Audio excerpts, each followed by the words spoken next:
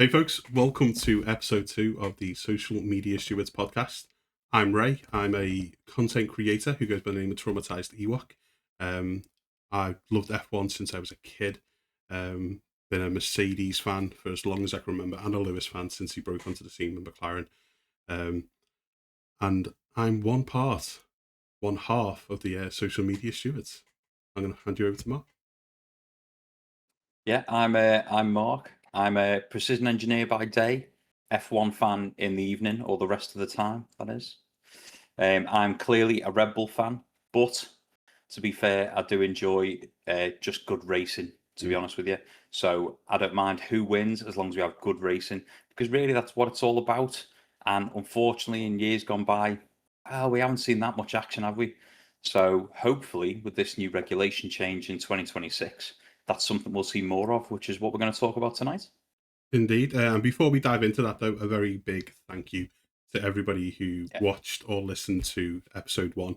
We weren't expecting as many people to have kind of looked at the content so early. So thank you so much. And thank you for the feedback that we've had from a few people as well. It's something we'll take on board and obviously try to use as we move forward. But we do appreciate it so much. So thank you very much. But yeah, 2026 regulation changes. Yes. And we're going to start with the biggest thing that everyone's going to be able to see, the visual changes of the car. It's going to be drastically different this year. Yeah, it will be. I mean, the biggest thing is the car's going to look a lot simpler. So, especially when it comes down to the aero with the front wings and everything, in recent years they've become very complicated with triple, quadruple, layers to them and everything. Very complicated. All that's disappearing. What are we limited to now on the front wings? Is it 3 layers? 3 layers on the front wing. 3 layers on the front wing. Yeah. But they're actually a lot narrower. So the bit that has all the riblets are now inside of the tires. Yeah. And then just to the outside of the tires, you've got a small area that is effectively plain. It's just like a U shape designed to control the air a little bit for going over the tires. But the center part gives you all your downforce, which again is drastically reduced. Yeah. It's the front wings are so different. In years gone by, you've seen all these little extra parts sticking out, and all that's disappeared. Yeah. I mean, I'm sure the teams will stretch it a little bit. Yeah. If you look at the front of the car, you've essentially got the 3 elements either side, so the 3 layers either side, and then you've got like an end plate, which is set in from the outside of the wheels. Whereas if you look at a 2025 car, that end plate is right at the outside of the wheels. But then you've got other elements outside that end plate, and that is the only place on the wing that the teams are really allowed to play around with. Yeah. So it'll look very similar across the board up until the outside of those end plates, where they're going to be probably trying all kinds of tricks to direct the air where they need to go.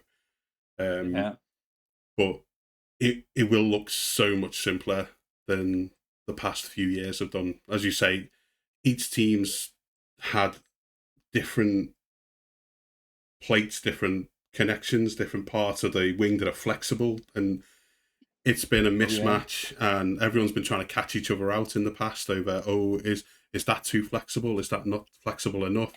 Is that too much of a gap? And now it seems to be very much, like, here's your elements. You don't touch them. Yeah. But outside of those end plates, you're going to be able to have as much fun as you like, really, within reason. As long as you're not putting spikes on there. Well, I mean, it'd add a bit of action, wouldn't it? Let's face it, it would add a bit of action. And he's picked up a puncher. I wonder where that was from. They're like Mad Max. Mad Max, yeah. But that's the thing, because even just behind the front wings, the little, I don't even know what you call them, to be honest. They look like miniature arches that went over the wheel, probably called riblets or something. But they went sort of halfway across the top inside face of the wheel. Yeah. And they're gone. Yes. They're completely gone now as well. Yeah. Which I don't know how that'll affect spray, actually, in the wet races, thinking of that.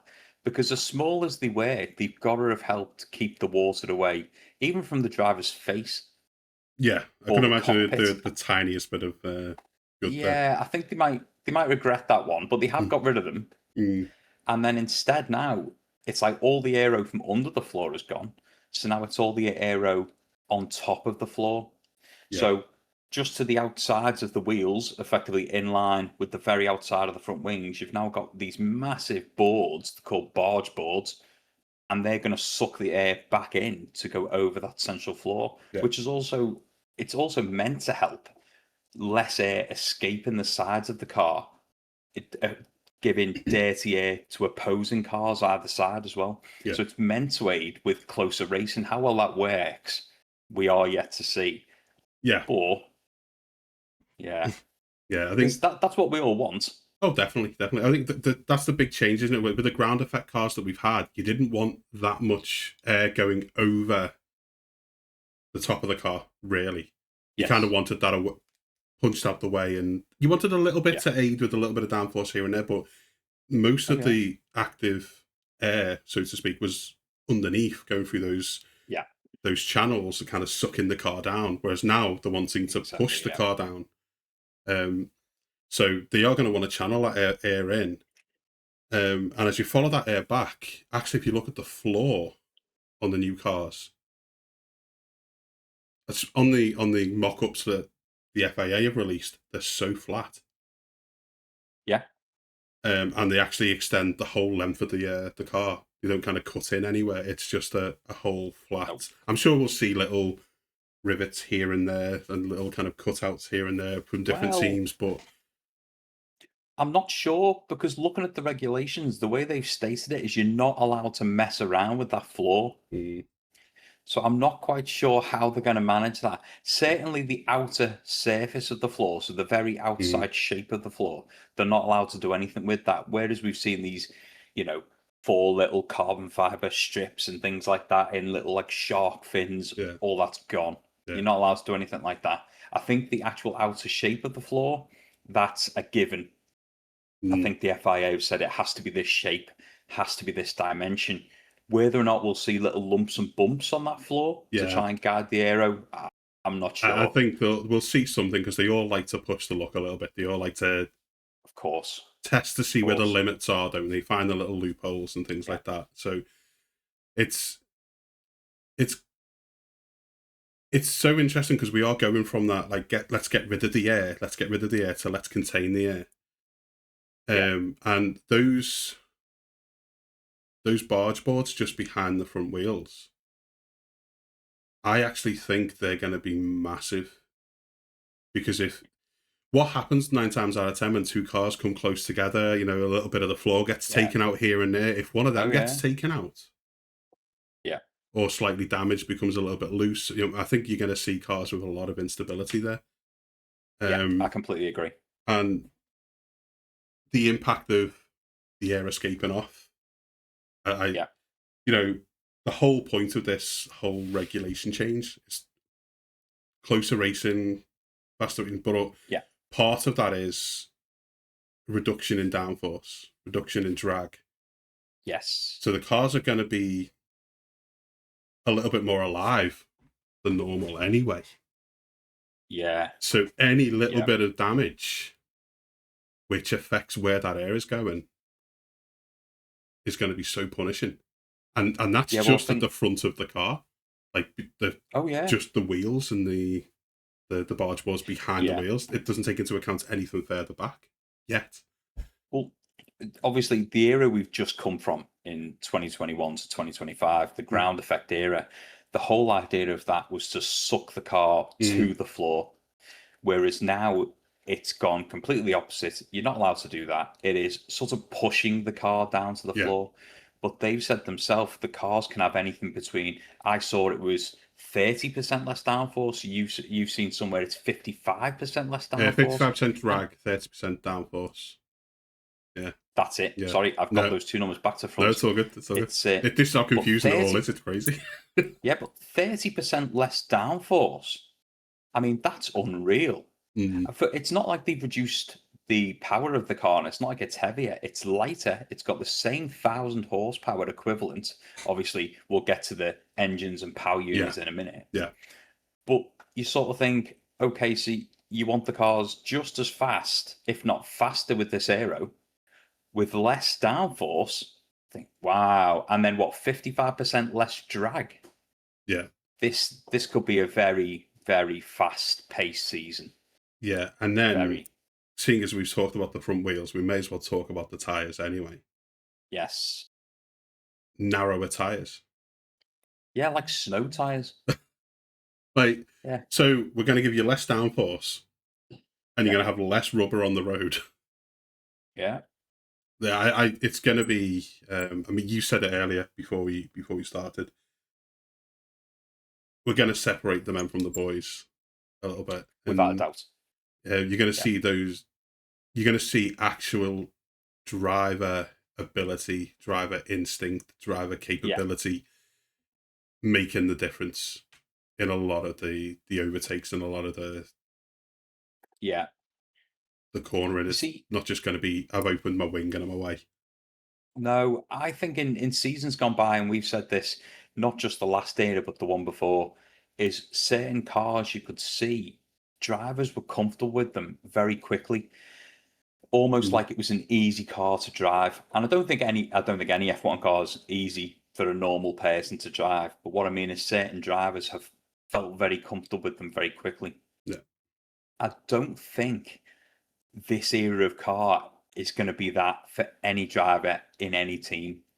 I think some will handle it a lot better than others, but by the sounds of it, these cars are going to be a lot more unpredictable, and it's going to take a lot more for the drivers to get the best out of them. And Yeah. so that's what makes me think it'll sort out who the really talented drivers are from the ones who have just managed to work their way through. And don't get me wrong, they all deserve to be there, except for Stroll. Yeah. They all deserve to be there. But Yeah. I do apologise, Stroll. I'm not trying to have a go. I don't apologise. No, that's true. He's rubbish. But I do think it will definitely separate the drivers that can handle an unpredictable car. Yeah, because that can't be easy. There's certain drivers who we know like a car on the snappier side. Yes. Yes. And I think this era is going to favour them massively. Yeah. Especially early on. Whilst everyone's trying to figure it out, you're going to see the likes of Max, who likes a car. Like Albon, I think Albon said a while ago in an interview, like the thing with Max is he likes a car that's on the edge, that's very pointed, that's very snappy. Yes. He likes that. He likes the aggressiveness of it. So I think for Max, it'll be a fantastic car to drive, and there's certain others on there that I think Oscar might like it. I think Oscar is very aggressive, so he'll like it.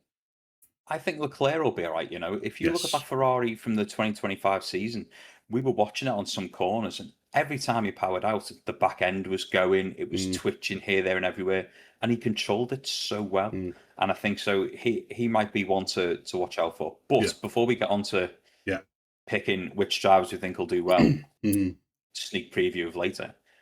We haven't gone to the back of the car yet because they've also changed the rear of the car. So because they got rid of all the underfloor aero, they've now got bigger diffusers, wider diffusers, but they're longer underneath the car. And they've also changed the rear wing. So you've no longer got DRS. So you don't have a flap that opens, but the rear, I don't know what you call them, rear plinths or riblets, if you like, on the wing, they will actually fold downwards. Yeah. For the open air, if you like, rather than opening a gap. And they've also now got rid of the rear spar wing as well, the beam wing. They've got rid of that as well. The lower beam, that's gone completely. Yeah. So that active aero bit, the plates that will open, that's not just at the back as well. That's at the front. So we've got active aero. We've got active aero. Yes. Front and back on the car. So that's the whole thing. This is the active aero age now. The first time they've had it. In the past, F1 have been very, very resistant to active aerodynamics. Very resistant to it. Like they brought up like safety concerns and stuff like that in the past regarding it. You know, and I kind of get it. I mean, but they've kind of gone all in with it now. Not like, oh yeah, the back, the rear wing, active aero. They've gone front wing as well. And the thing with that is like any straight longer than 3 seconds, I think we read before. Yeah. Any straight that's longer than 3 seconds, you can activate the front and rear active aero. They'll flatten out, reduce the drag on the car, and you can get away. Yeah. And that's regardless of the gap to the car in front. So it's not like DRS. You haven't got to be within a certain gap or anything like that. That can be at any point. So effectively, that's what, from lap 1, I would assume you'll be able to use that. From That what I hasn't been understand as well, set you out don't yet. even have to be chasing. It's all of them. Yeah. Oh, Yeah, yeah, you can yeah. use it as part of your defense. Yeah. Which, sounds absolutely fantastic. But you couple that with, the new changes that you're going to have for boost mode and whatever else. This could be, the fighting in this season could be absolutely fantastic. Oh yeah, could be brilliant. Which I hope that is how it works, because all these changes, every time they do it, all these changes, the narrower, the shorter, the lighter, they can fight more. They never do. No. And it's like we said in the last podcast, if they're going to allow them to fight more, or that's the entire intent, don't then penalise them every single time they get wheel to wheel. I don't want to see every time, a wheel's touch somebody else's wheel, that's a 10-second penalty, that's a this, that. Don't get me wrong, of course, if something's intentional, give the man a penalty, fine. No problem with that. But if it's a genuine battle and both cars have survived and they've carried on for their journey, let them crack on. 10 seconds is a ridiculous penalty for just a general fight. I think if they continue to penalise drivers the way they have done the last couple of years, especially this last year, with these new cars, with them being snappier, with them having less downforce, with them, they're going to be very, very squirrely in a lot of the corners. They're going to, they're going to be fighting them a lot. We're going to see a lot of contact early on, I think. We're going to see a lot of like, oh, he hit me off, he turned into me, like when it's just a snap and they're trying to kind of control it. Of course. We're going to see a lot more of that early on. I think the cars are going to be so alive in the corners that if they penalise people the way they have done this season, we're going to see like an endless list of penalties after the first few corners. It's like everyone's on a 15-second penalty by the time they do the first pit stop. And I think, if they want the closer racing, they want more action, they want to give them the ability to attack each other the way these guidelines are set out. They've got to relax a little bit on the penalties.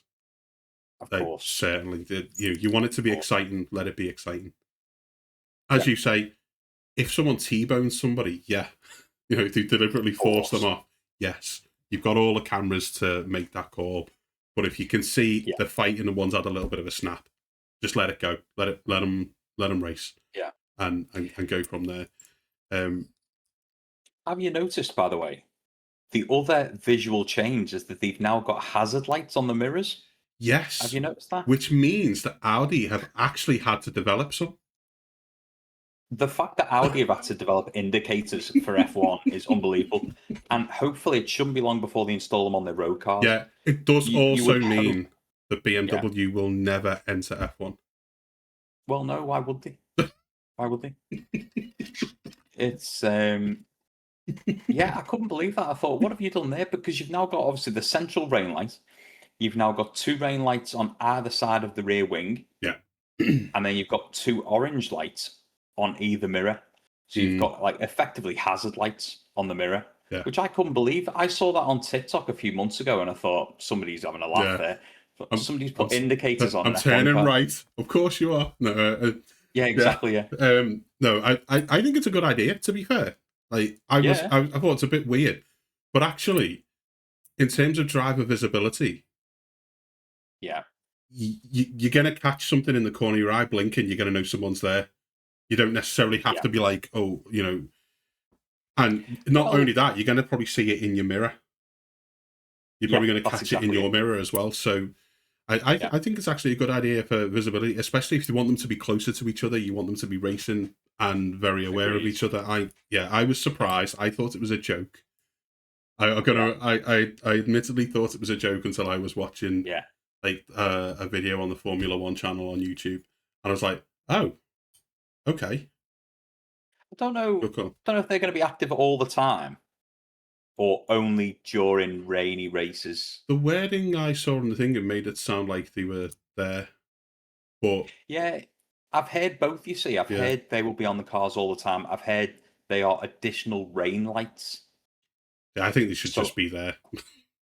yeah, I think they should, but especially, I mean, I understand them if they were only rain lights in the fact that if you're approaching the car in front, you can see their rain lights, but you can't see a car coming up your right hand side because they've got nothing on the front of their car. Mm, So seeing that in your mirror, seeing like effectively what is an indicator coming up in your mirror, at least you can see somebody approaching because before now you can't. So if you wanted to make a quick sudden dive to the left or something, there's nobody there until they appear. let's give them one So, massive headlight on the nose. well, yeah, I mean, the only other option, and I know it's a joke, but the only other option was Albon and Sainz talked about last year, and they should have proximity radio to each other. Yeah. That would be brilliant. But that is not part of the 2026 regulations. No, should be though. Imagine that just playing the Jaws Should theme as you're chasing someone down. Dun, Well, dun, if dun. Audi can make indicators, they can make proximity radio. I tell you, that is impressive. It would probably get just as toxic as a Call of Duty lobby, to be fair, with Prox Chat. I reckon it would. Yeah. I reckon it would. Yeah. Yeah, without a doubt. Without a doubt. Okay, Yeah, I mean, so we covered the visible changes that we'll be able to see Yes. as the car's upright, yes. but let's just flip it over. Upright. Let's just flip it I don't over. want to flip the cars over. Go on, flip it over. Flip the car over. Go on. And it's going to look like a Hot Wheels car. It's completely flat. Essentially, yeah. And Yeah. you did allude to it before, all those channel, like the Venturi channels, all gone. All gone. Literally just the diffuser channels at the back. Yeah, extended. But Yeah. you're going to have the plank and a little matchbox symbol, I think. No, but it is going to look like a Hot Wheels car when you turn it over and there's just nothing there. It's Well, they're also reckoning now because obviously you have got that flat floor and you're not having to run it so low to the ground to get that suction to the floor, if you like. Mm. That now you'll see a lot more rake on the cars back like we did in 2019, 2020. I love the look of those cars. I know. But the other side of that is, I don't know if you've seen it, the latest interview with Max Verstappen on Talking Bull podcast. I'm not trying to advertise it, but it is a good interview. And he was saying that during this ground effect era, when the cars bottom out, because you have to run them so low to the ground, when they bottomed out, you were getting 9 Gs of vertical load through your neck and spine. 9 Gs. Ouch. Yeah, so he's very happy to see the end of this era, as I'm sure a lot of the drivers are. You've only got to look at the porpoising that was happening at the beginning. The Mercedes. And, you saw Hamilton struggling to get out of his car and things like that. No driver should have to put up with that. No. But back to the point, whilst you got the car flipped over on its roof, right, they've also made additional safety changes. Yes. So the roll hoop is now 30% stronger. I'm assuming they're expecting them to go upside down. Yeah, I was wondering about that because when I was looking at it, like, it can now withstand the load of 9 family cars. I'm like, what are you planning on doing? Well, exactly. You know what I mean? I don't know whether it's going to be more of a Destruction Derby season. They've also made the driver cell 25% stronger. The front takes more damage as well. The front wing now has really two crash zones, two crumple zones almost, in order to absorb impact. So, which, I mean, that's a fantastic change because a lot of them is just face first into a barrier a lot of the time, and they kind of what they said was the reason they've done it in 2 zones is because what they found was, say a driver goes. It's normally lap 1 when this happens. Mm-hmm. Say a driver goes into the braking zone and they go into the car in front. Well, they've then slowed down. The car behind them then hits them. They then have a second impact to the car in front. The secondary zone takes that. Yeah. So you've now got a secondary zone rather than just one zone, and that zone's already been depleted by the time you get rear-ended again. Apologies for smacking my mic there. But yeah, so they've done an awful lot of changes to the safeties of the car as well. Yeah, Like we say, assuming they must be expecting them to crash. well, I was thinking about this before as well, because the actual monocoque has been strengthened for side impact. Like the side intrusion zones have been strengthened there as well. And it made me wonder, are they expecting a lot of, snappy side to side banging each other in the sides and stuff, or were they just thinking, are we going to see a lot of cars slamming sideways into the tire barriers this season? I don't know. I think it's the standard thing with F1. To be fair, it's always pushing the boundaries, safety and things like that. Yeah. And if you're gonna bring out new regs that are gonna give you 50%, 55% less drag, 30% less downforce, less weight, the same power, less rubber, you're gonna have to give them you're gonna have to give them some sort of reassurance that they are still going to be safe. And not just that, but you've got to think they've done a great job in years gone by. You look at some of the impacts. I mean, Max having, what was it, 45G, was it, into the wall at Silverstone? Roman Grosjean through the fence, through the arm cone. The human barbecued man who still survived. Somehow walked out of that. Incredible. Yeah. Absolutely incredible. Hats off to, like, the developments they've made over the years. Yes. You go back to we're going back some now. You go back to the 70s, you were losing multiple drivers a season. Yeah.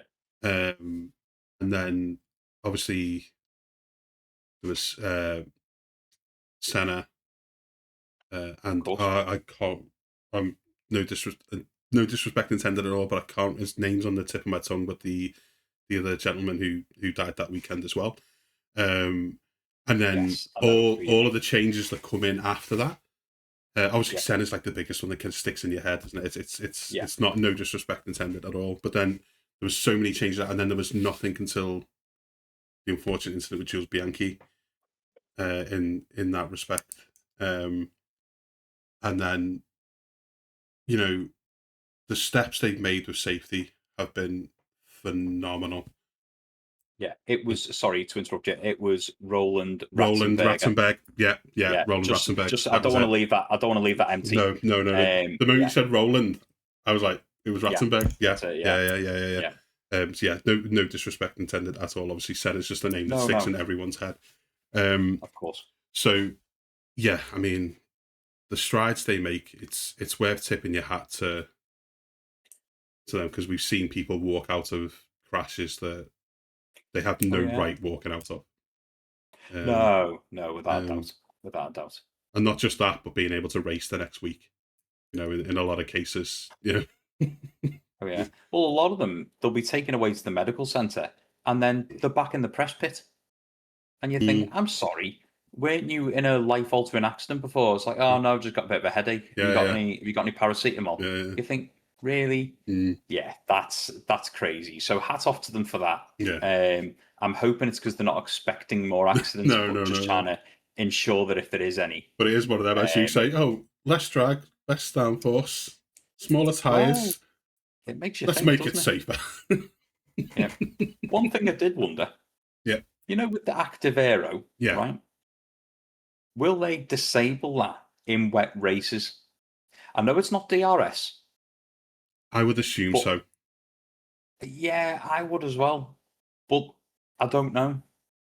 Because nothing's been mentioned about that as yet. No, I would assume so. Because it's about giving higher speeds on those straights, essentially, isn't it? Which which they wanted to remove during rain with the DRS because it's less safe. Yes. Speaking of those wings and safety, I mentioned this before we started recording as well, but how long till we see a failure to shut? Yeah. Kind of Hadjar-esque. Was it Suzuka with the DRS where it didn't close in time? Same one. Well, he didn't close in time. Yeah. He didn't close it. Yeah. But this all it takes is for one of the wings to fail, front or rear. Yeah. With it being active, 52 laps, 70 Yes. laps. Yes, without a doubt. I think we'll see some failures there, which will be. I mean, we touched on this before we started the episode, just talking about it, and let alone the active aero. But obviously, there are major engine changes as well. Yes. And like I said, when they first brought in this 1.6 hybrid era, it went from 23 DNFs a season up to 57 DNFs a season. And that was, that was from ranging from small things. Not all of them were DNFs, by the way. Some of them did finish the race, but they tumbled down the order. Some who were leading races. So it's back to the stage of they are back to the drawing board. As much as it's still the same engine, it's massively changed. Which we will get onto in a minute, but that has massively changed. So we are expecting to see maybe not just failures in the active aero, but also in the engine department as well. And no doubt the actual electrical power supply, because that's tripled in size. You can't tell me, I've seen plenty of broken down Teslas. You can't tell me it's going to go easy. I think know what I mean? That kind of brings us nicely to, and we'll be able to talk about the battery there as well. With the other thing that goes on with the aero changes is to make the racing closer as well. The different engine modes are going to have alongside the active aero and everything in order to kind of get that a bit closer. So we've got active aero that anyone can use around on the straights 3 seconds longer. You've then got boost, which anyone can use. Power. Yeah, max power from the engine and battery at the time, and it can be used anywhere, anytime. It can be for attacking, defending. I suppose if you're just trying to catch up, you can use it absolutely anywhere. It's effectively ERS. Yeah. That's what it's sort of replacing, if you like. You won't hear ERS anymore. It'll be boost mode. Yeah, boost mode. Which, I don't know if that's like trying to make it sound like cooler for the kids. Well, it's Fast and Furious. Or Gone in 60 Seconds, where you have the boost button on your gear stick. But it'll be gone in 7, apparently. Gone in 7 seconds. No, that's overtake mode. We'll get on to that. No. Oh yeah, that's overtake, isn't it? Yeah. My bad. My bad. Yeah. But yeah, that is attacking or defending anywhere on the track. So out of your corners if you want that extra drive out, on the straights if you want maximum effectiveness, really.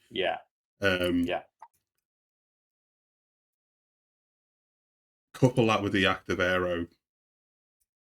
We that alone, having that active aero and being able to apply that boost and that wherever you want with a larger capacity for it. That alone could make the racing very exciting. Because I think you're going to see later, harder braking, because that's going to be the way to charge. Of course. To keep the battery charged, you're going to see later, harder braking, more aggressive overtake attempts with the later and harder braking. The only time you're not going to see that is like if they got out front and they're just coasting and they can just keep everything. Of course, But if there's fights going on, that could be, and then on top of that, overtake. Yeah, so overtake for attacking only gives the drivers the top end speed, but this is more like DRS used to be. So you've got to be within 1 second. We have seen varying reports, though, haven't we? It's either going to be, it might be 1 second at certain tracks, it might be 1.5 at other tracks. We can't confirm that, and we don't know exactly what tracks that'll be at. That hasn't yet been confirmed, and it's not been written out in like a rule. So we're going to have to see how the season goes on that one. But so far, the ruling is within 1 second. But there is one singular detection point. Yeah. So at the minute, that's stating at the majority of the tracks, it'll be at the start-finish line. So if you start a lap and you're 1 second behind the person in front, you will have full overtake mode. So that is full power from the battery and the engine all at once, and you can use it either in small boosts or in one big massive boost, like get out of my way kind of thing.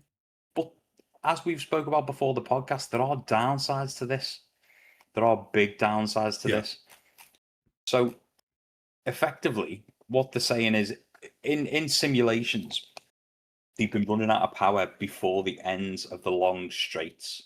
So when simulations have been done, like with Max, like we were talking about before, he tried it at Monza, and halfway down the main straight, it was telling him to change down into 7th gear because he'd run out of battery.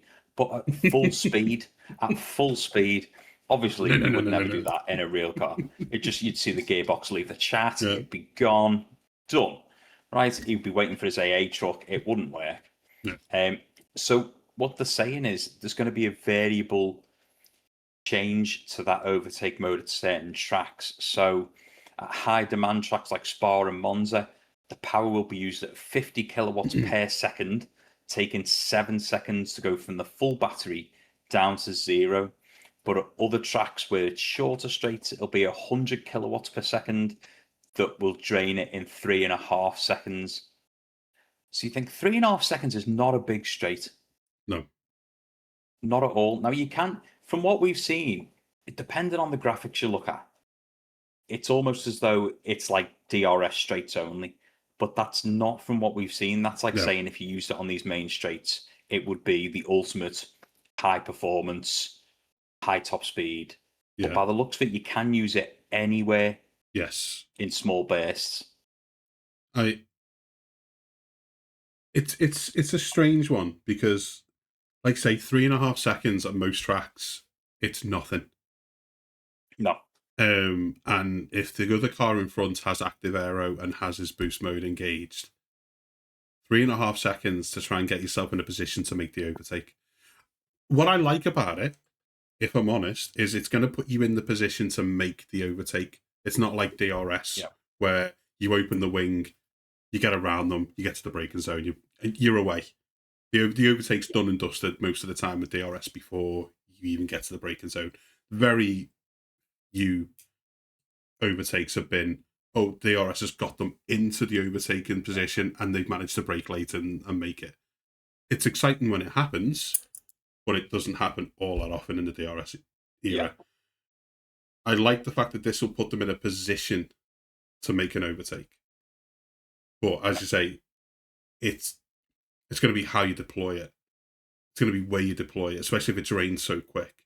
And the likes of Monza. I mean, how many times have we played Monza on F125 and ERS usage? It's a joke. You've got no battery at all anywhere. There's not enough places to recharge it. Never mind, using it because it's just straights and chicanes. So I can understand them making changes to limit the power so there's longer usage. But I still think 7 seconds at a place like Monza. I mean, you come out to the chicane to the Parabolica, that's probably 7 seconds. Yeah. And then you go around the Parabolica and you're on the main straight for probably 10 seconds. Yeah, whether or not, I don't know whether it'll be a case of if you were to engage overtake mode, and then obviously you've got your wings open, if you like, or folded down for your big straight power and everything like that. Whether or not once you're at that kind of speed, the car can maintain it. So you're not having to use the full boost and you can save a bit for the next straight. I don't know. I mean, they're obviously going to be recharging because the recharge rate is twice as much as the current batteries. Yes. And obviously the battery's 3 times the capacity. Yeah. But that, in my mind, that makes a whole mathematical equation in itself. It's 3 times the size, but only twice the recharge rate. Yeah. Makes me wonder about... Well, that's also because they've now got a third mode, recharge mode. Yeah. So I'm assuming, obviously, we're not going to plug them in at pit stops. I don't think they're going to be solar powered. But they do have a recharge mode. Little power bank that you just put down right next to your leg and the thing with a USB charger. Yeah, get drivers for cheating, taking a taking a power bank with them. Williams will be all right. Duracell will sort them out. Yeah. But right, so the crazy thing is though, the recharge mode, the drivers have to turn it on. It's not on constantly. So you will obviously reclaim stuff as you're driving along, but there is actually a recharge mode to turn on to encourage the battery to get more, if you like. So if you want to go, I'm going to try and gain a little bit more in the bank this lap. I'm going to engage recharge mode and manually turn it on. Most of it will come from things like braking and things like that. Some of it will come from the way you're driving, not just lifting and coasting like it has done in the past. So it'll be interesting to see how we do that. Do you reckon we'll end up with different driving lines and everything across the track? Yeah. Don't know how that'll help, by the way. No. I mean, if there's not as much there to yeah, they can all be able to kind of take advantage of different lines and stuff, different like recharge points and that. But one thing I did notice on the video on the F1 YouTube channel when they were talking about all of the different modes is like they weren't just talking about the driver. They were talking about the engineers. And they were like, yes, the driver and the engineer will be working together to make. So I think we're going to see like a lot of like radio chatter. It's going to be, recharge here, deploy here, recharge. It's constant feedback from the engineer who's going to get all the data that the driver's not going to get. Yeah. Which makes me feel so sorry for Leclerc and Hamilton. Yeah. Without a doubt. Yeah. If the information, if that's the way it plays out, and you're going to see a lot of this interaction between engineer and driver just over the engine modes and the recharge and the boost and the overtake and all of that, you are going to see a lot more communication between them. You're going to see, I think the radios will be on fire at some point, which is interesting because I remember a while ago they were trying to discourage the cars being driven from the pit wall. Yeah, they were. Yeah, and now it seems like it's together with their engineer they're gonna master this, and you're like, okay, there's a lot going on. They probably need some help, but I want to see what the drivers do with it. Personally. Yeah, I think that's the thing. Yeah, I know what you mean, because originally they did try and limit it to say, you need to press a button on your steering wheel, but I can't tell you which one. And it's like, there's 80 buttons on my steering wheel. Yeah. Can you at least narrow it down? Give me a clue. That's going to be... that is going to be a strange one, but by the looks of it, again, don't know how good the mock-ups are because we haven't seen the team's own ones. The steering wheels look a lot less complicated as well. Don't know how true that's going to be, but they look like they've been stripped back an awful lot.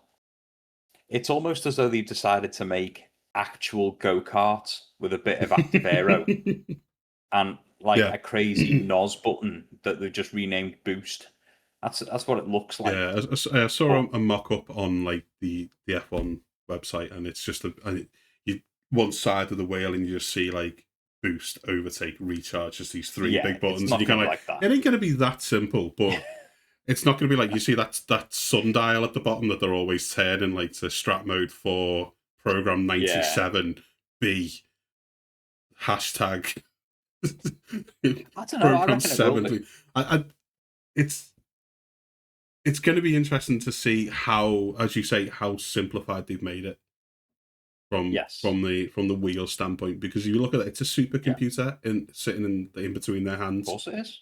And if you're having to concentrate on your racing line, your speed, your battery level charge, your overtake, whether or not you're, on an active aero straight, and then on top of that, you've got to do all the balance changes that they've had to do in the past. I mean, these guys who drive, they're not just good drivers, they're absolute geniuses, I think. Their mental capacity is incredible. But I would like to see it just simplified down Just Yes. you got a couple of engine modes. You've got your overtake, you've got your charge, you've got your boost, you've got your active aero. Go out and race. Definitely. Definitely. But yeah, it's all of this boost, recharge, overtake, Yep. all comes down to the engine. Of course it does. Yeah. And you course it alluded does. to this earlier. Yeah. So the So engines we've are so different this year. yeah. So they're still going to be around the same 1,000 brake horsepower. I say only. Uh, but it's now a complete 50-50 split.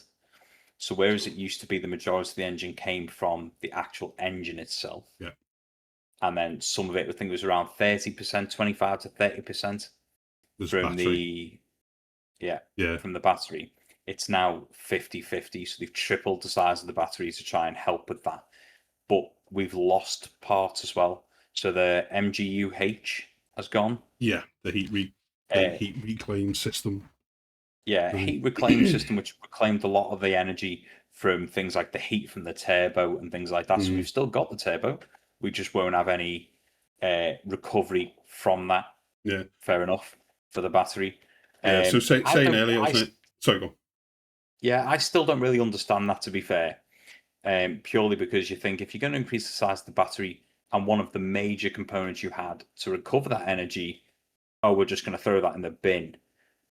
I understand it's costly, and they've said that it's not relatable to cars on the road. Yeah. We're talking about F1 cars. I'm sorry, you've got active aero and a roll cage built into it, and you're strengthening the roof for rollovers. It's 1,000 horsepower. What do you mean it's got something to do with a road car? Just because you've stuck indicators on it does not make it relatable to a road car.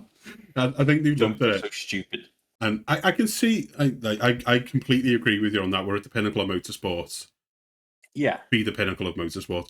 But I think what they've always tried to do as part of the sustainability and everything like that is, it's just as part of automotive progression, is whatever you see in an F1 car eventually trickles down to, it's especially surrounding the engine, trickles down to road cars eventually.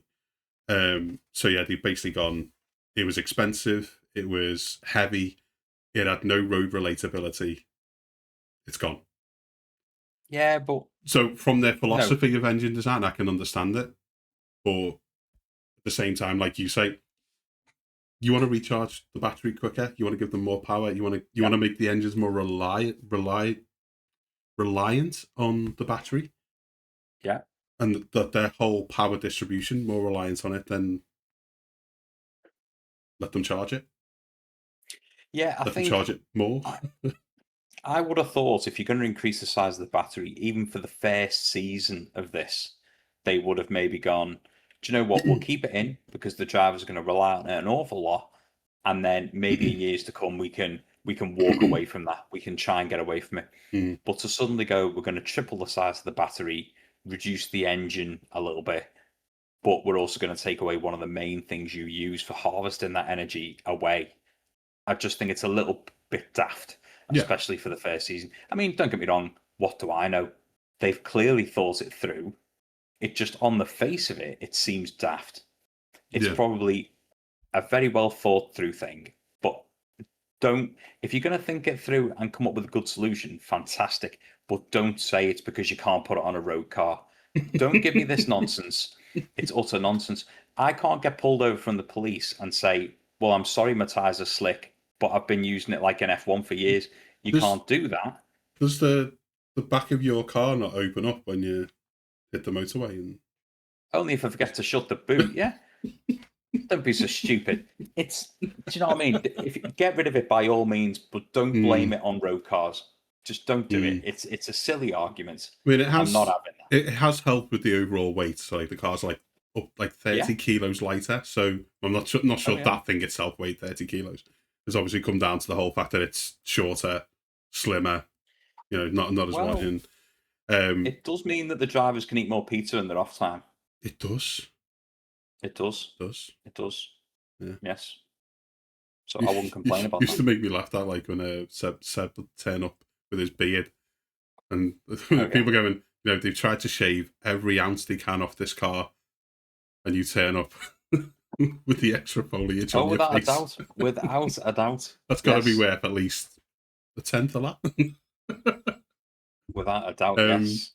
But yeah, coming back to the battery, before we get on to the actual main power unit and all fun we're going to have talking about that. You've made it. I made the same kind of note as well, but you put it in the notes that you sent through to me as well, that in the past, if you had an issue with your battery, you could manage it. You were losing some, some power, some top end, but you could manage it. Maybe not get the best results, but you could still kind of coach yourself into points. And look what happened with Ricciardo at Monaco. I mean, that was down to the Monaco layout as well, but the advantage there was he was down on power because of his battery, but he managed to win it because he could manage it on that specific track, which it's easier to manage on Monaco than anywhere else. But if you have an issue with your battery here, you could be down nearly 50% of your power. That is the big, big problem. I mean, it's like we alluded to before, the fact that it's all new parts, we're going to see a lot more issues, whether it's with the battery or with the engine or the active aero, whatever the issue may be. But if it's an issue with the battery, whether it's failing to charge at the right speed, maybe it's not giving out power, it's not going to be a case of you're down on power. I think they will actually have to stop the car. They'll have to retire the car.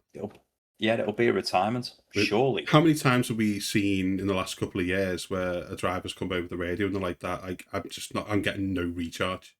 I'm getting no recharge. I've got nothing. Yes. And you're like, well, okay, struggle through. We'll try a couple of different engine maps and different kind of programs, and okay, keep putting the times in for us. But like you say, now you're going to be crawling. You're not going to be able to deploy overtake. You're not going to be able to deploy boost. You may as well just pull it over and call it a day. Effectively. That's exactly what it is, but I don't know, it's going to be very interesting because there's massive upsides and downsides to this whole 50% battery, because what it looks like is, all right, you could have the unreliable side of it, you could have the side of it where it runs out halfway down big long straights and you'd end up with, oh dear, look at that car falling backwards. But it could also then massive upsides. So obviously with trying to gain some of the recovery, it will be harder, faster braking into corners. So you'll have deeper braking. It's not going to be in this long, slow braking or lifting and coasting. That's not how you're going to get the power back. You need to be braking hard into those corners. The other thing that they brought up, I think it was actually Adrian Newey that brought this up, was he was saying, as you go around slow corners, to charge the battery, you're going to need to keep the revs up. So effectively, you're going to be revving the car around slow corners without actually putting the power down to the floor to recharge the battery. So you're going to have parts of the track that used to be maybe quiet as cars were going through it, where they're actually revving their nuts off when they're not moving any faster. It's going to be effective. It's going to look like a Vauxhall Nova. It's sounding like cherry exhaust on the back of it. Yeah, sounding like it's a full chat, but can't even get a speeding ticket through a speed camera. Yeah, and that's going to be a weird thing to see. Well, like I say, it's going to be very interesting because I think you're going to see a lot of tactical usage of all of those aspects. If you're being chased down, are you going to deploy boost straight out of a corner, or are you going to wait till you're partway down the straight and they've deployed and they could be running out of energy anytime soon, so you just hit boost and you're going to see a lot of tactical usage. You're going to see whichever drivers kind of get to grips with it early on. They're going to have so much fun with it, I think, on attack and defense. We're going to see a lot of it all points towards a lot of closer racing, a lot of more overtaking opportunities rather than just guaranteed overtakes with DRS. But as you said before, every time there's like some sort of reg change, there's massive unreliability. Of course. And we spoke about this about not on about the earlier podcast, but we said this a few times through the last season. Like when Lando's engine went, we're like, how often do we see an engine go now? Oh yeah. We it's a surprise. You see smoke, you're like, oh, those things do break down. Yeah. But I think we'll see a lot more. Personally, I think there'll be a lot more battery related stuff early on. Yeah, I mean, part of the problem is they have changed the engines quite considerably. Yes. Now, don't get me wrong, they've simplified them, but they've still changed them. So I think because the engine's going to be working a lot harder to support the battery, we might see a lot more issues with the engine as well. Yeah, obviously, I don't know that. I mean, there are obviously we've all heard in the Formula One headlines there are questions over certain people's engines, which are allowed to cheat for next season until it's finally made out to be cheating the season after, which sounds daft. But of course, if it's within the regulation, it's within the regulation, which is weird. But we'll see how that one plays out. Yeah. Because as much as it sounds great and it might look good on a dyno for all your figures and everything, how's that going to play out in the real world?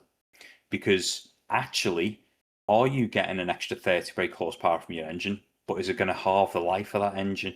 Because you're up in a compression ratio that might hinder you in the long run. Yeah. It might not. Yeah. It might be fantastic.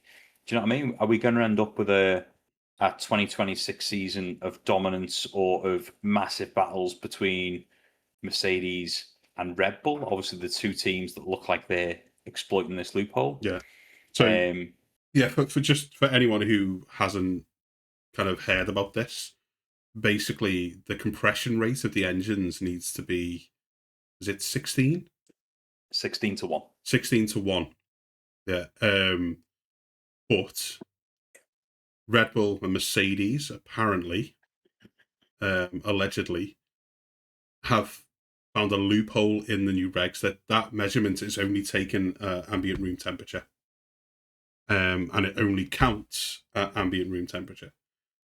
But they have been able to develop, apparently, their engine in such a way that when it is up to operating temperature and race temperature, they've managed to get an extra 2 to 1, so 18 to 1 compression rate. That's it. Which gives an extra 30 brake horsepower. And having looked at it, apparently the FIA have said it's completely legal. Yeah, effectively, yeah. Because some teams apparently did complain about it, but they've said, well, no, the ruling is it needs to measure this at room temperature. It does. It's legal. And as you say, it's probably going to take a year for them to find a way to close the loophole. Well, yeah. But I wonder whether they'll close the loophole or the other teams will catch up and go, oh, it's okay now. Yeah. I mean, the thing is, it is a loophole, but we are now at the end of December. They are pre-season testing early February. Hang on a minute. Have they got a private test in January in Barcelona? Private shakedown test end of January. Right. 4 days. I think it's 26th to the 30th. Yeah. So you might be asking some teams to completely redesign their engine, which, all right, with a month to go, not ideal. But then again, they should have been sticking to the regulation anyway. But technically they are sticking to the regulation. That's the thing, isn't it? Technically they've stuck to the regulation. I mean, the thing is for me, the thing is for me in this, it's engineering at its cleverest for me. This, yes, and there's always been stuff like this in the past, and not just in F1. There was an instance in NASCAR years ago, like back in the early 70s, might have been late 60s. Actually, forgive me if I'm wrong about this, but they had a similar test where they would test the volume of the engine. Because obviously Americans measure their engine in like 290 cubic inches or whatever it is, and they measure them in that. And there was a set regulation, so it was done pre-race while the engines were cold, and they would measure them. two of the teams had found a way to actually put a special wax inside the engine that would actually give them the correct volume for the engine. When the engines were running, the wax would heat, melt, and it would go down into the oil. And then they would have a bigger volume engine. And it was absolute genius. But it's just a boffin sat there thinking, he's probably been watching a candle melt and gone, wonder what would happen if I shoved that in the engine. Yeah. Do you know what I mean? And it's little things like that, but it's technically a loophole, but it's not a loophole. That's the problem. No. If the rule states that at this temperature it must be this, but doesn't state that at this temperature it must still be this. Yes. Then, as long as at room temperature you're 16:1 compression, you are completely and utterly within the rules. Yeah. Now, in my mind, it doesn't take a genius to go, but also we should say at operating temperature you must be 16:1. Like when you initially write, or at all times your engine must operate at 16:1. Yes. Maximum compression rate. That gets rid of any oh well, hang on a minute, he just said room temperature. Yeah. But it's slightly above room temperature now. Can we Oh yeah. And there's no argument to go, oh, you're not allowed to do that. Yeah. Oh, completely. So it's not like the Ferrari instance a while ago with the fuel injectors where, no. Hush, hush, we didn't do anything wrong, but we're going to pay a fine. And we're not allowed to use that part anymore. That was completely cheating. Yeah. So you've been given a part. You're not allowed to do anything with the part. It's got to stay the way it is. Yes. That's blanket. That's great. You mess with it, it's done. Whereas if there's nuances to the wording, they're all. Yeah. I'm surprised all the other teams weren't going. That just says room temperature. And it feels like the ones that have complained have kind of gone, why didn't we think of that? Well, yeah. Oh, well, we're going to have to complain now because we didn't think of that. Yes. Whereas if they thought about it, they'd have been like, shh, don't tell... Don't tell Mercedes and Red Bull. But the thing there is, a lot of people on, the social media side stuff that I've seen have gone, oh, Mercedes and Red Bull, they're going to have this advantage. Mercedes have 3 customer teams, and they have to provide the same spec engine. Yeah. To their customer team, so it's not just Mercedes and Red Bull who are going to benefit here. Alpine are going to Williams, McLaren. Yeah. So you've got 5 out of the 11 teams who are going to benefit from it. No, it's 4. Mercedes, McLaren, Williams, and Alpine. For this year. Yeah, but Red Bull. Mercedes engines. Yeah, but with Red Bull as well. Yeah. Sorry, of course. Yeah, so they do have to provide the same core spec engine and units. Racing Bulls. Yeah, and Racing Bulls. Yeah, so they'll get the Ford. Red Bull engine, or the Red Bull Ford power unit. So. Having said that, then, when Renault used to give their engines to other teams, the Renault engines in their own cars would always be better than the ones they provided to the likes of McLaren. They're meant to be the same core spec, and they're meant to provide all the mappings for them as well. The teams can do what they want with the mappings, right? But they're meant to provide the same core. So it might be that they got the same engine, but use their own mappings. Maybe because they thought that they were better, but yeah. So you're going to see a couple of teams there that, like we were talking about Williams last week. Like if Williams have kind of got things right in their kind of year off where they perform better than they have in, and they come out with a very good car that's got that Mercedes power unit in it, it could be a fantastic year for them. Without a doubt. Yeah, but completely. I think this power unit thing is going to be it shifts the reliance on the battery a tiny bit because your engine itself is creating more horsepower.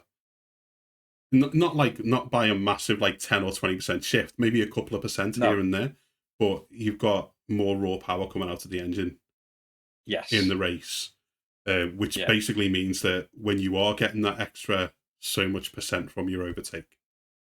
Yes. Yeah. I suppose it'll help. That will also help the extra power with the recharge as Yeah, well. yeah, You would have thought anyway. you'd think so. Yeah. Yeah. Yeah, it's when we're not even into the season, we've already had like the first. There's always controversy. Yeah. There always is. Yeah. I mean, to be fair to the FIA, obviously they came out and said, well, it's got to be checked at room temperature, and they do comply with that. So, okay, we can look to change it for 2027. But they also said it's the same with the flexible wing debate that they had. All of the tests on the wings are done at standstill. Mm. So you can test the flex in the wing, but it's not saying that the wing doesn't flex more than it's allowed when it's at 230 mile an hour. Yeah. And so you kind of go, well, I mean, we spoke about that during 2025 because you look and go, all of the wings have these little dots on the little stickers, and they are purely for mapping.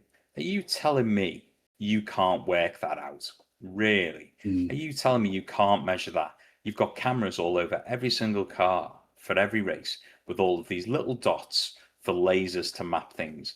Are you really telling me you can't check that?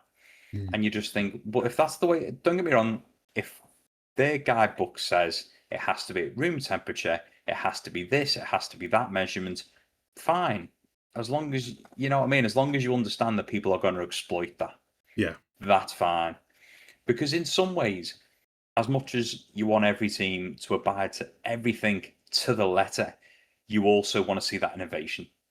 Yes, You definitely. want to see the teams just push the envelope and just, you've got to. It's the same with Mercedes when they had the DAS system.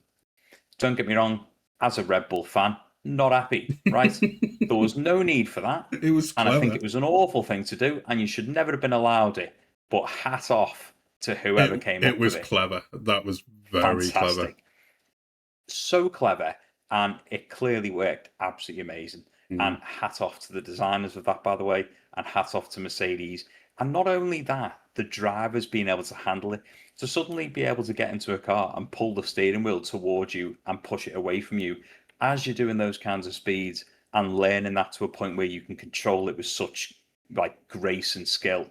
Hat off to Bottas and Hamilton for that. Not often I'll say that, by the way. But hat off to them completely because they did a fantastic job. And seeing those things of innovation is what you want to see, especially at the pinnacle of motorsport. Yeah, I was about to say we're at the pinnacle. We're meant to be seeing the breakthroughs. Of course. But we've always seen the teams try to kind of jump through loopholes that are like the size of a needle's eye and stuff like that. You've seen it in the past, like there can be no active flap that stops airflow through this. So we'll just use the driver's hand. Oh yeah. We'll put a little hole here, and they can just block it off with their hand when they want to, or their knee, and like they're always kind of going, what? Where's the limit here? Where's the point with the FIA are going to go? Come on now, son. No. But we want to see that, but we don't want to see the egregious stuff. Like, talking about the wings and that. Like, I mean, I thought it was funny, but you're telling me you couldn't see that McLaren wing had a gap? Yeah, when it was closed in inverted commas. You could see next week through it. Yeah, and you're like, is that open? Is it? And then it'd open. You'd be like, oh no, it's not open. Yeah, it's some of the stuff was daft, and it was so obvious. Yeah, but when it comes like to the power units, I think when the wording is at room temperature, it's got to be this. There's nothing. There's nothing the FIA can do. There's no way they could say to them, you're gonna have to redesign that now because they followed the rule. Yeah, exactly. And it's on the other teams to catch up. If you don't want them to find the loopholes, I'm sure the FIA and F1 have very good lawyers. Oh yeah. Pay them and go, where are the loopholes here? Let's close these down before we get into them. But Yeah, but I think, to be honest, I think even the FIA, they want to see these kind of loopholes be exploited, purely because, especially in the off season like this, what's there to talk about? All right, you can talk about last season all you want till you're blue in the face, but you probably Mhm. already talked to your mates about it all the time. If you Mm. want something to be spoken about, like Formula One, and you want excitement for the new season, well, a bit of controversy goes a long way, doesn't it? Because it Mm. keeps the wheels turning and it Yeah. keeps people talking. So I don't think the FIA really want to close every loophole. I really don't. And not just that, I don't think the FIA have got the brain power to close every loophole. They haven't even got the checkbook to pay for stewards, let alone Yeah. lawyers. Oh. You've got no chance. You've got no chance. It's, I mean, we've said we'll do an episode on what we'd like to see. Yeah, of Um, course. but that the stewards one winds me up. Yes. Yes, without a It, doubt. it infuriates me. Chat. We will get into it in future thinking, but chat different stewards at every race. Why? I'll leave it at that. Yeah. I'll just leave it at that. We'll get into that Okay. like in our So moving on from stewards, because we'll yeah. both get angry at that, right? So, all right then. So there are 5 engine suppliers this year, Hmm. which I didn't realize. I thought there were only I 4. didn't until you pointed out to me before we started recording. Yeah. So there's Mercedes. So Mercedes will obviously be providing engines for Mercedes, oddly enough. Mm. McLaren, Williams, and Alpine. Yeah. You've then got Ferrari power units, which are going for Ferrari, Haas, and Cadillac. Now, Cadillac have stated they will be bringing their own engine, but it won't be until 2028, which is pretty quick for a new team. I'll give them I that. mean, when you've got some Ferrari ones to take apart and study, I suppose. Exactly. And up the compression on them. Yeah. And not just that, but I mean, I suppose it really shows a commitment. Cadillac are at least going to be around until 2028. Good to know. Yeah. Red Bull Ford engines, apparently they're called. They're not Ford engines, they're Red Bull Ford powertrains. Yeah. Obviously, Red Bull and Red Bull Racing. And then we do still have Honda, but they're only producing for Aston Martin. Yeah. Now, Honda engines are, as we know, extremely reliable in Formula One. They always have been. Mm. And the fact that they're only with Aston Martin this year, they've always had the edge on a lot of other engines. And it does make me wonder, with a Red Bull, with a Red Bull, with a Honda engine and an Adrian Newey aero design, I tell you what, could Yeah. we see one of those Aston Martins towards the front? One of them. Because we're not going to see Yeah. 2. We'll have to see two. I was going to kind of come on to this like when we got into our things, but Adrian Newey has always been strongest at reg changes. Yes, He somehow manages to get a grasp for the regulations and what kind of car he can build under those regs. Yes. So much quicker than anybody else. If you think about, his time at Williams, at McLaren, at Red Bull, every time there was a regulation change, he'd come out with a championship-worthy car. Yes. Yep. And with the changes coming up, it makes a lot of sense for Aston Martin to kind of throw the bank at it and get him there. Oh, yeah. And get him there. The Honda partnership makes so much sense because he's been developing cars with Honda engines for the last 6 years. Exactly. Yeah. I think it's a smart move. I think it's a very smart move by Aston Martin. I just wish they'd be a bit smarter. Yes. We covered that last week. You can have Fernando Alonso in one car, get another capable driver in the other, but especially if you're throwing that much money at it. But it could be. Now I know they're not one of the teams that have got this compression rate thing, but I wouldn't put it past Honda to figure that out. Oh yeah. And to have that sorted possibly by private testing end of January. Without a doubt. That partnership could be immense. It could be absolutely brilliant.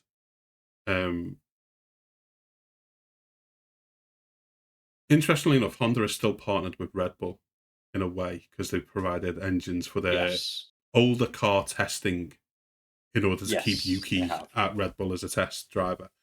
Yes. Which is a weird one because I would have thought they'd have kind of gone, no, we'll use our own engines and test them there. But the fact that they're only powering one team this year Yes.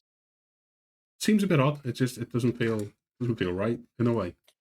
Unless I don't know, maybe there's a backdoor move for Yuki Tsunoda to replace somebody, maybe. I think they're With keeping a him Honda there. power unit. They're keeping him there in contention. I think they want Yeah. to keep him in a car somewhere. You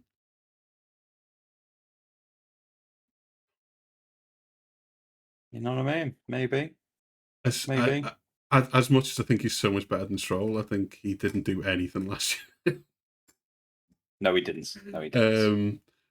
But yeah, that Honda Aston Martin partnership could be big. It could be. The one we did leave off the list was Audi is actually producing their own team's engine with Sauber. So it's not an Audi engine, it's more of a Sauber engine, but Audi's given them a few parts and some indicators Yeah, for that. can't forget those. But yeah, so it's not technically an Audi engine, but Audi is building it with Sauber. So Sauber will be using their own engines for this year, which we haven't seen. You know, Audi can build an engine, but as you say, it's not theirs. They're just helping the development of it. I would have thought Sauber would have played it safe. Audi themselves would have played it safe and kind of gone, yeah, let's, for this year, done a Cadillac. We'll develop a car, we'll develop an engine for 2028, but let's get one that's working. Yes. Let's get one that we know has been developed, has had a fortune completely kind of poured into it, and at least get a reliable engine, or one that we know that other teams are going to be running. So if we have issues with it, we know they're going to have issues with it, and it's just going to be a race of who can solve the issue. Yeah. Developing your own engine or helping to develop your own engine in your first season. Yeah. I mean, it's a massive commitment from Audi. It's huge, but I don't see Sauber coming out with anything that's going to worry the rest of the teams. Like Audi Sauber coming out with anything. Whose engines did they use in 2025, out of curiosity? Yeah, they used Ferrari engines last year. Yeah. Ooh. Yeah, I mean, they must have. I would assume if this has been their plan, they've had this engine in development for a good few years. They can't have just started in the past 12 months. You would think so, no. Because we've known Red Bull and Ford have been partnering now for a couple of years. And they've obviously been in development for that.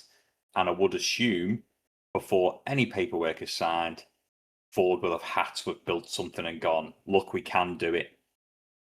Because I know Ford have built millions upon millions of engines, not exactly the same thing.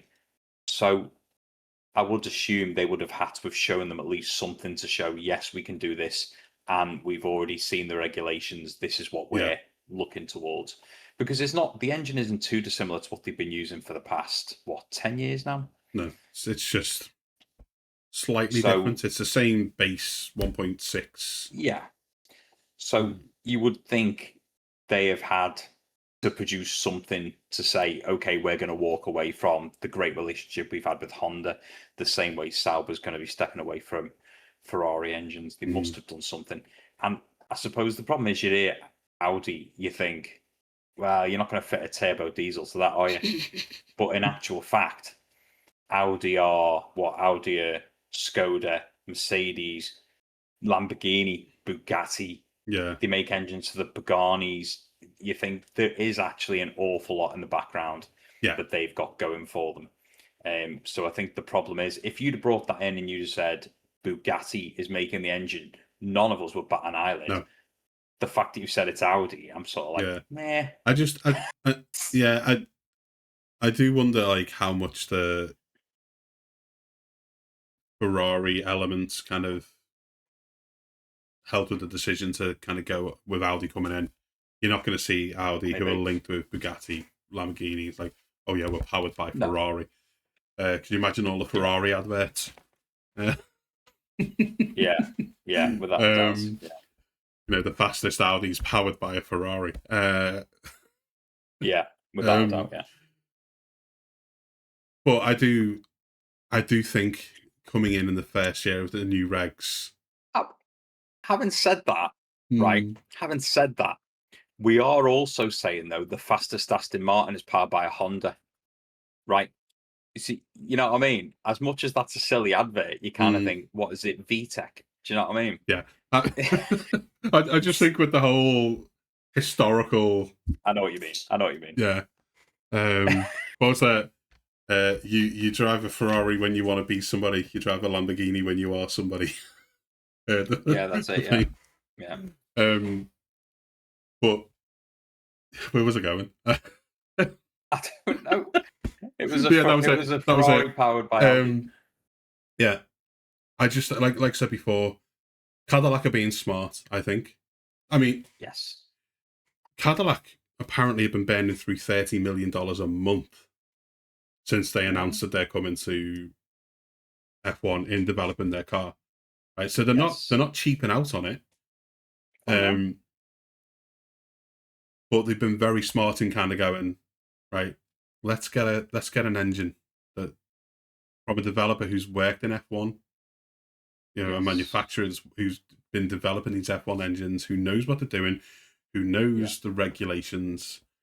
Let's get that and work towards our own. And they're going to be able to study that engine. They're probably going to be able to take it apart and kind of, kind of backwards engineer it in a way, which will help with their development down the road. Obviously, they can't use exact stuff that Ferrari, but it will help with their development, and it will happen. All of these teams will be kind of backwards engineering everything they get. So Audi kind of going, right, we're coming in and we're going to use our own engine, our own Audi Sauber engine, straight off the bat. Yes. Yeah. Without a doubt. When they're having to develop the car as well. I've got no doubt they can make an engine. But can they make an F1 engine? That's the problem, isn't it? That is the problem.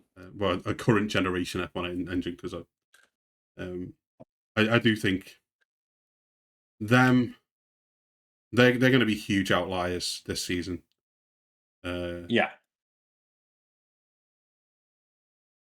And after such a good season, we were talking this, like they actually had a good season. Sauber kick, was it like they did? They had a good season, but reg changes means that it doesn't matter what season you had last year for everybody. No, it doesn't. For everybody, top to bottom. I think, to be honest, that probably brings us to our final section, really, doesn't it? Yeah, and that's. At the beginning of the 2025 season, obviously you saw pre-season testing and they get all the cars lined up on the pitch straight. And everyone looked down those cars. And I mean, the one that stood out like a sore thumb, obviously, Zero Pod designed by Mercedes. Clearly, there's a reason why no other team did it, right? That was a couple of years ago, wasn't it? Awful. Yeah, so 2022, right? Now, obviously, we're not going to go back through 2025. We've already laughed at that last week, right? But coming straight into this season, though, who do you think will be a team to watch? I mean, we've already alluded to it. Aston Martin will definitely be one to keep an eye on. Yeah, definitely. A lot depends on that Honda, like we've already said, it depends on that Honda engine. But if the rumours are true about the Mercedes engine, and they do have to give the same spec engine to the other teams, and with James Bowles at the front, they're not going to win a championship. And I don't think they're going to win a championship, but I think Williams could be right up there. Definitely. Like the cat among the pigeons in that top four that we're so used to seeing. Definitely. They could go. They finished fifth this last season. But if James Bowles has, been pushing that bus in the right direction, and they've got a good power unit, because he did say in their talk, we're all ahead for 2026. We're focusing on 2026, the car design, all of that. Yeah. Whereas everybody else was developing for 2025, they kind of just put a car out and kind of went like, just go with it, like put it where you can, and we'll worry about 2020. So I honestly think Aston Martin definitely will be an interesting one, and could come out with a very dominant car if it's true Adrian Newey style in a new era. But Williams, and part of me is hoping for Williams to come out with, with a fantastic car to put that power unit into. I really want to see them do well, and I think I really think they could do. I really think they could. I couldn't agree more. Really, I think I don't hold out much hope for Aston Martin. That's not down to a driver thing. No. It's not a dig at the drivers. To be fair, and the Honda engine, I have no doubt, will be extremely reliable and it'll be great on power because Honda never fail. Do you know what I mean? They've always given out good products to the F1 teams. I just don't hold out much hope for it. As much as Adrian Newey, absolute god of aerodynamics, all hail the aerodynamic god. But having said that, this year is so far away from aerodynamic dominance. I'm not sure his skill will prevail. Right. I get you. Purely because, you know what I mean? Because the way they've gone, oh, well, we're going to take away all of this downforce, all of this. It's more about smooth surfaces, giving less drag. And all right, you're going to want a bit of downforce on that front floor and everything. But they've basically gone, we just want them to skid through the air like torpedoes. And that's why we've made them safer for when they go off the track. So I'm not holding out much hope, as much as I'd love to see Aston Martin do well. They've clearly had a lot of money pumped into it over the past few years. And with their brand new factory and everything, and taking on Adrian Newey, it'd be great to see. I just don't hold out much hope for it. Williams, I think James Vowles has put on. He's prioritised 2026 to a degree more than any other team. Yeah. Apart from obviously Cadillac with it being their first year. But he has gone, we're aiming 2026, we're aiming big. That's why he got Carlos Sainz. And I think they're going to come out the gates absolutely nailing it. And if they've got the same advantage because of the Mercedes engine, well, I think this could be a good turning point for Williams. I'd love to see them finish in the top 5. I'm not saying they're going to win the championship, although that would put the cat amongst the pigeons. I don't think it's going to happen. But I'd love to see them in the top 5, definitely. Yeah. I mean, like I say, they finished 5th this last season. I would love to see them just an extra step. Just yes. I think that, all right, biggest disappointment for 2026 will be the dethroning of McLaren.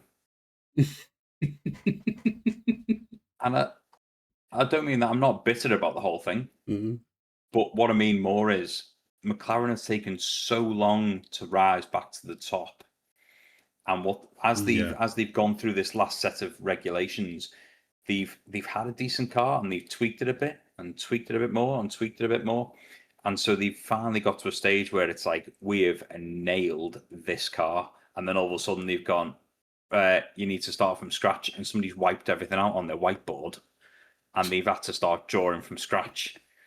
So you think they're going to get it wrong coming out the gate? Oh yeah. I think McLaren are going to be at best 4th in the constructors. Wow. Okay. So you think Ferrari will get it more on point than they will? I think Ferrari will get it more on point. I think the high ups of Ferrari must be looking, going, why have you made us spend 200 million a season for a driver like Lewis Hamilton if you're not going to build a decent car? And it's not often, I've told you, it's not often I'll defend Hamilton, but give that man the right car and he will drive it. Do you know what I mean? He's an incredible driver, but he hasn't got the tools at his disposal at the moment. See, I And now think this Leclerc. no. I mean, definitely, I couldn't agree more there. But I think it doesn't matter what car Ferrari come out the gate with. Yeah. Because Ferrari will undo themselves. Oh, I know. I'm trying to be hopeful. I know you are, but I think they could give Leclerc and Hamilton a very good car, a very quick car. Yeah. And they will lose races based on strategy calls, based on miscommunication, based on what plan are we on, what planet are we on? Never mind what plan. Like, you know, we saw it not last season, was the season before with Leclerc and Sainz. They had a quick car, but they couldn't get wins because it was always like, oh, let's pit now for ice tires. Let's give me the information I need to go, he's 2 seconds ahead. Yes. No, that's not the information I need. What I need to know is where do I need to deploy, where do I need to, I know I said I don't want to see that much like engineer driving of the car, but in the past, Ferrari have just outdone themselves. They've unraveled themselves, and it didn't matter what the car was. And you can have drivers like Leclerc, you can have drivers like Hamilton. You can give them a good car, but if they're not getting what they need from the pit crew, a team with a slightly less quick car will outperform them because it's a whole team thing. I get you. The strategy calls are being made quicker and more reliably, which is getting them ahead of the likes of Ferrari, who are and ahhing, and Yeah. So I understand that. I don't think the car's not been great this year. We know that, but I don't think even if the car had been a good car, we'd have seen the best out of it because their issue isn't just the car. Yeah. I do understand that to a degree. Mm-hmm. It's just, I think I'm just trying to be hopeful. Yeah. I think part of me, you see, it's not even like I've been a Ferrari fan. I've never been a Ferrari fan. I just think for a team that is referred to all the time as being like, there is no Formula One without Ferrari. I mean, that's rubbish from the get-go. I'm sorry. If Ferrari weren't in it last season, you wouldn't have noticed, right? It doesn't matter. But I just think for a team that gets legacy money more than any other team of the season, if you're going to pay a team an extra 46 million it was last year just for being themselves and turning up, well, I'm sorry, but you need to put on a better show. So I think it partially comes from the frustration of why are we paying so much money to this team for them just to turn up and effectively, go on to plan G the second it's lap 2. And they can't even decide when to be on the right tyres. I just think, no, I'm sorry. I think there should be a clause in that contract, you see. I think it should say, no, I'm serious. No, I'm all for it. I think it should be like, if you want the legacy money of that, you need to finish a minimum top 3 in the season at least every single time, or top 2. Yeah. Otherwise, you get the money yourself. Because it's a joke. Because where does that money come from? It comes from the fans. And every year the ticket prices go up and everything. Well, I'm sorry, but if you're not going to put the effort in to even get your car over the line or decide what tyres you need to be on, me and you know a better strategy than Ferrari when we're sat on the couch watching the F1. It's not hard. Do you know what I mean? Stop putting wet weather tyres on in the sunshine, boys. It's not hard. Telling your driver the reason there's water on his seat is because it's water. Come on. Yeah, because his seat's wet because of the water, don't be so stupid. Yeah, I think I mean, the legacy money thing is stupid. The Ferrari veto power thing is just stupid. I'm not that we're going to get into this because we'll get kind of lynched by the Tifosi, but no team should be paid just for being there. No. And F1 would still be F1 if any of the teams left. It'd still be the pinnacle of motorsport. I'm of the opinion that Ferrari gets its prestige from F1, not the other way around. So, but that's just my own opinion on it. But yeah, I just think their problems are deeper than whatever car they can provide. Yeah. The I, and they tried changing team principles how many times over the last 6 or 7 years, yeah, yeah, yeah, and a lot of the time you need one team principal.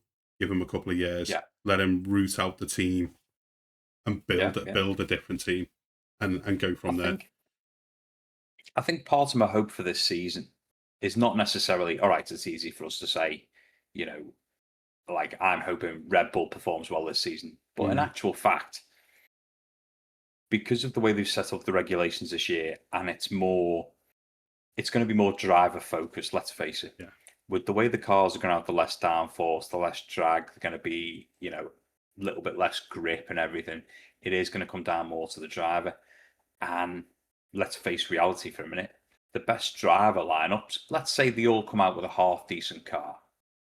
Best driver lineups, Oscar and Lando, can't deny it. Yeah. Two brilliant drivers in the same team. Hopefully, no rules next year. No. We're not going to go back into that. Antonelli and Russell, two fantastic drivers. Yeah. You've got Max with Hadjar next year. Yes. Am I getting that right? Yeah. Yeah. Hadjar did perform really well. How he'll perform in the Red Bull, unsure. If he was staying back in the Racing Bull, I'd go, yeah, Yeah. laughing. But again, it is a decent driver lineup. I don't know. The unknowns Hadjar in that one. Yeah. Hamilton and Leclerc at Ferrari. Yeah. Again, brilliant driver lineup. As long as the cars are There's decent. some really strong lineups, like for half There the is teams. some really good. That's the thing, isn't it? So Mm. what I'm hoping for more than anything is if this truly is going to be more about the driver, how they handle the car as opposed to how the car is out of the factory, this could be an amazing season of, you're seeing drivers you never thought you'd see at the top up there with cars you would never see normally at the top and battling it out with the people you expected to be the front runners. That's what I want to see. And I want to see that change race by race. I don't want it to be, Red Bull win every race, McLaren win every race, Mercedes. I want it to be an endless battle to the end. But instead of it just being like, well, it could sort of go three ways on the last race, I'd love to see a last race showdown like this year, but between several teams. Yeah, I think like last year, all the way to the halfway point, it's like it's Lando or Oscar. It's Lando or Oscar. Mm. And it was only because of Oh, yeah. Max's resurgence in the second half that it was like, oh, hang on. Yes. But yeah, if 3 or 4 teams come out with a decent car and we got those driver lineups, we could be getting to the midpoint of the season going, there's only like 50 odd points between the top 7. Yeah. And I would love to see that. I'd love to be in a position where we're kind of going, oh yeah, I don't know who to put my money on here. I'm a Mercedes fan and like I'm a Lewis fan. Who would I probably prefer Lewis, I think, than like George or Kimi. I probably prefer Kimi over George, but I don't really care as long as we're getting to the midpoint of the season going, hang on a minute. We've had 12 races. We've got 6 different race winners. We've had different podiums at 10 of the 12 races, like different 1, 2, 3s. Exactly. And everything's mixed up. And I know they say this every time there's a regulation change. Like, we're going to get closer racing. We're going to see more overtakes. But I really, really hope that this time, especially with the smaller cars as well, so they're a bit more nimble. I really hope that that's what we see. And it won't matter to me who comes out on top at the end of the season, as long as we see a fantastic season of racing. It's the biggest overhaul in the regulations in over a decade. Yeah. I think that's the thing. Especially like when me and you have spoken about, because we watch pretty much all of the F1, every single race together through the year. I think if we can look back on a season and not say, wow, wasn't it, didn't Lando have a great season, or oh wow, didn't Max have a great season? What I would much prefer is to be able to go, oh wow, do you remember that race at Monza when it was this, and this battling it out? Yeah. And do you remember that at Zandvoort? And it was 5 of them battling it out. And those kind of races where you can say, "Do you remember that race? That was Yeah. action packed from start to finish." That's what I want a season of. I Yeah. don't want it to just be the odd little moment here and there. Of course, you're not going to get full on races with it, but if you can go, tell you what, before the pack spread out, it was, Yeah. it was biblical. It was amazing. Yeah. That's what I want to see.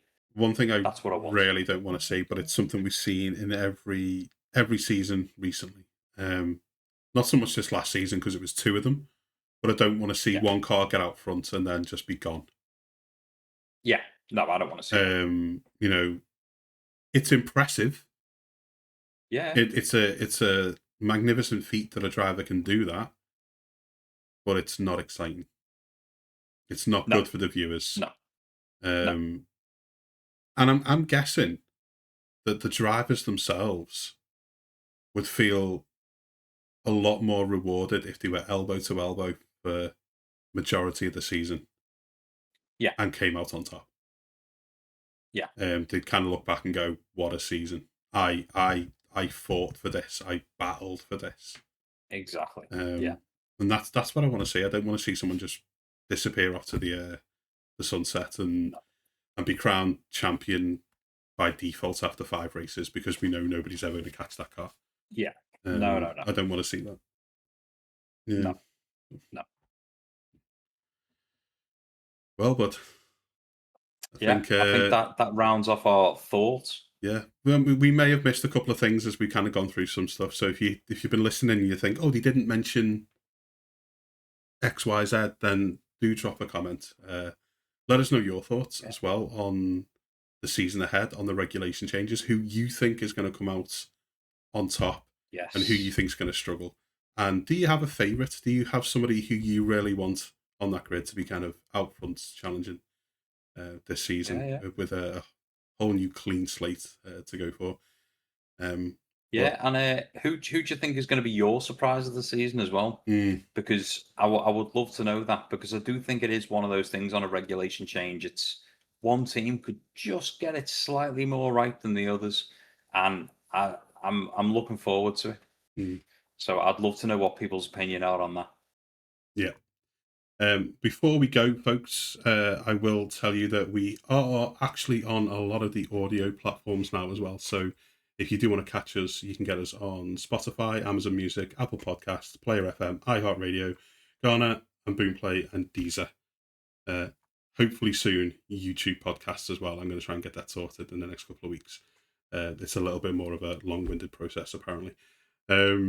So I'll get that sorted. But yeah, thank you once again for listening to us, for letting us ramble on and give you our thoughts and feelings on the season. We hope you've enjoyed it. Do leave a comment. Do hit the like button if you're watching on YouTube as well. I really appreciate it. And if there's any feedback you can give us, any critiques, we'd love to be able to improve in ways that will make it easier for you to listen to us and to watch the video as well. But yeah, thank you for listening to us. And until the next one, take care.